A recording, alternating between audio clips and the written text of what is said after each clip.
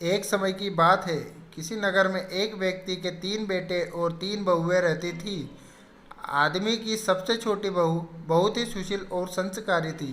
साथ ही वह भगवान कृष्ण की अनन्य भक्त थी।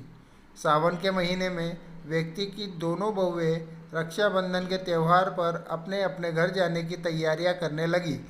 सुबह जल्दी उठकर घर का सारा काम करने लगी। तो छोटी बहू ने पूछा, क्या बात है दीदी, आज इतना जल्दी जल्दी काम क्यों कर रही हो? तो उनकी जेठानियाँ बोली, कल रक्षाबंधन का त्यौहार है। हम दोनों को अपने भाई को राखी बांधने अपने अपने घर जाना है। तेरा तो कोई भाई नहीं है, तू क्या जाने रक्षाबंधन का महत्व, भाई बहन के रिश्ते का महत्व। छोटी बहू को ये बात बहुत बुरी लगी और वह भगवान श्री कृष्ण की प्रतिमा के पास जाकर खूब रोई और बोली, यदि मेरा कोई भाई होता तो आज मैं भी अपने घर जाती। अगले दिन रक्षाबंधन का त्यौहार था। सुबह सुबह उसके घर उसके दूर के रिश्ते का एक भाई आया और आकर व्यक्ति से बोला, ये मेरी बहन है, मैं इसके दूर के रिश्ते का भाई हूँ और मैं रक्षाबंधन के त्यौहार पर इसको अपने घर ले जाने आया हूँ। लेकिन फिर व्यक्ति का बेटा बोला, इसका तो कोई भाई नहीं है, तुम कौन हो? उसके समझाने पर व्यक्ति और उसका बेटा मान गया और छोटी बहू को उसके साथ भेजने के लिए तैयार हो गए। परंतु छोटी बहू के पति के मन में कुछ शंका थी।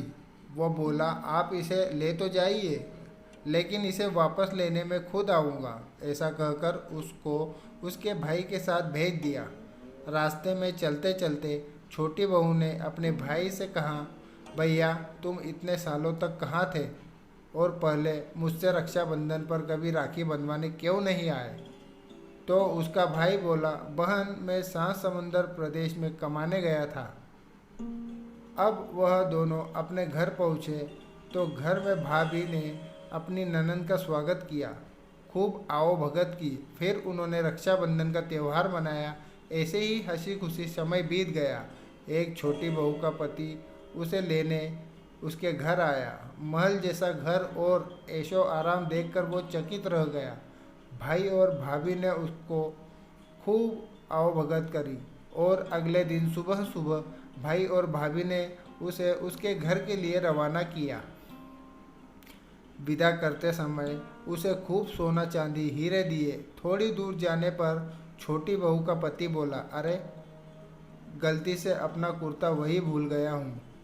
तब वह बोली, कोई बात नहीं, आपका कुर्ता तो पुराना था, इतना दूर वापस जाओगे तो घर पहुँचते पहुँचते अंधेरा हो जाएगा। लेकिन उसका पति बोला, नहीं, मैं वापस अपना कुर्ता ले ही आता हूँ। ऐसा कहकर वो दोनों अपने भाई के घर वापस गए। जैसे ही भाई के घर के पास पहुँचे तो वहाँ उन्होंने देखा भाई के महल जैसे घर के जगह नीम का एक पेड़ है और उस पेड़ पर छोटी बहू के पति का कुर्ता टंगा है।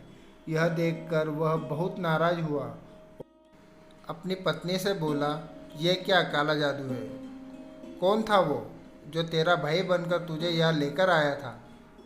मुझे तो शुरू से ही शक था, इसलिए मैं तुझे लेने आया था।